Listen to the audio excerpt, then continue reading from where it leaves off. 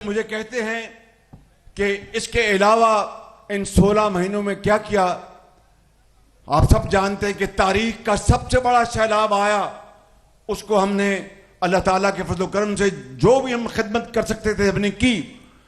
फिर महंगाई थी जो हमारे दौर से पहले तेजी से बढ़ रही थी, वो भी हमें विरसे में मिली।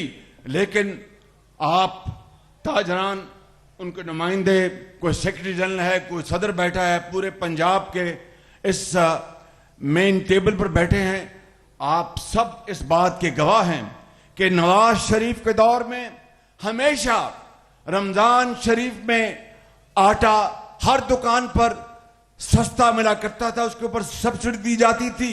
लेकिन महंगाई के इस शदीद तरीन दौर में हमने पंजाब में रमजान शरीफ में तारीख में पहली मर्तबा 70 अरब रुपए की सब्सिडी देकर हमने सस्ता आटा पूरे पंजाब में मुहैया किया, जिसके लिए मैं यकीनन वफाकी हुकूमत, हिसाक डार साहब और पंजाब की हुकूमत का शुक्रगुजार हूं। जिस तरह केपी में भी हमने सस्ता आटा, सस्ता नहीं फ्री आटा हमने पंजाब में भी मुहैया किया और केपी में मुहैया किया।